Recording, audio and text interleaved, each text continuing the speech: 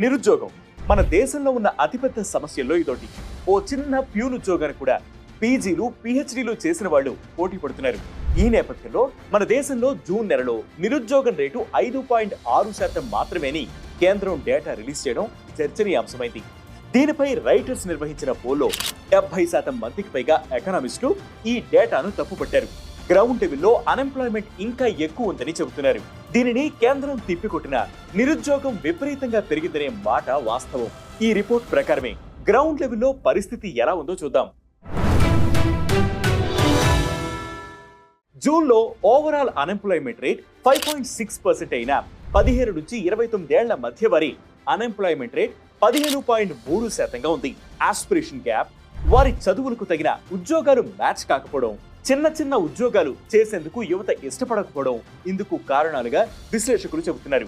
చదువుకోని వారి కంటే పట్టభద్రులోనే అన్ఎంప్లాయ్మెంట్ రేట్ 9 రెట్లు ఎక్కువ ఉందని ఇంటర్నేషనల్ లేబర్ ఆర్గనైజేషన్ గత ఏడాది రిలీజ్ చేసిన రిపోర్ట్లో పేర్కొనడం గమనించాల్సిన విషయం.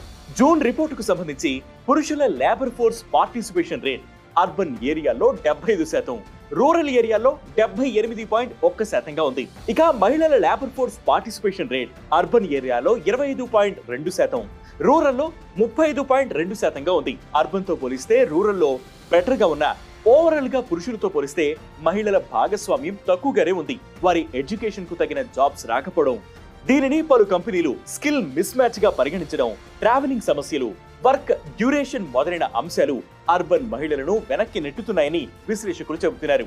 అడ్వాన్స్డ్ డిగ్రీలతో ఉన్న మహిళల్లో 3% మందికి మాత్రమే ఉద్యోగం వస్తోందని, మేనేజర్లు, సీనియర్ అఫీషియల్ వంటి హై లెవెల్స్ పోస్టులో ప్రతి 100 మంది పురుషులకు 13 మంది మహిళలు మాత్రమే ఆ రోల్స్ లో సమానంగా పనిచేస్తున్నట్లు డేటా చెబుతోంది. 2017-18 నుంచి 2023-24 మధ్య అన్ఎంప్లాయ్మెంట్ రేట్ దాదాపు సగం తగ్గినట్లు గవర్నమెంట్ డేటా చెబుతోంది. 2017-18లో 6% ఉండగా అది 2023-24 నాటికి 3.2%కి చేరినట్లు పేర్కొంది. అలాగే ఈ కాలంలో లేబర్ వర్క్ పార్టిసిపేషన్ ఫోర్స్ 49.8% నుంచి 60.1%కి పెరిగినట్లు పేర్కొంది. దాన్ని బేస్ చేసుకుని కేంద్రం ఈ ఇంప్రూవ్మెంట్ చెబుతోంది. ఈ గ్రోత్ ఎందులో ఉంటుంది? పెయిడ్ వర్క్ లోనా లేక అన్పెయిడ్ వర్క్ లోనా అనేది క్లారిటీ రావాల్సి ఉందని నిపుణులు చెబుతున్నారు. ఏ రూపంలో ఎలాంటి ఉద్యోగాలు యాడ్ అవుతున్నాయి మొదలైన విషయాలపై కూడా డేటాలో ఏం లేదని ప్రశ్నిస్తున్నారు. అలాగే అర్బన్ ఏరియాలతో పోలిస్తే రూరల్లో అన్ఎంప్లాయ్మెంట్ రేట్ తక్కువగా ఉన్నట్లు రిపోర్ట్ చెబుతోంది.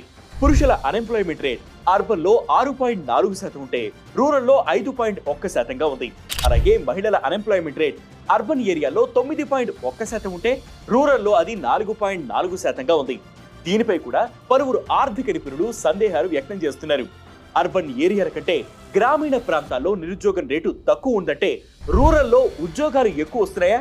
ఒకవేళ అదే నిజమైతే ఆ వివరాలేంటో కూడా చెప్పాలని ప్రశ్నిస్తున్నారు.